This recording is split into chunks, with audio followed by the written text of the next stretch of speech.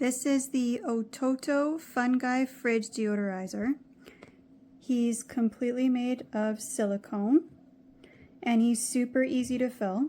You just pop off the top, fill it up with baking soda, and then pop it back in.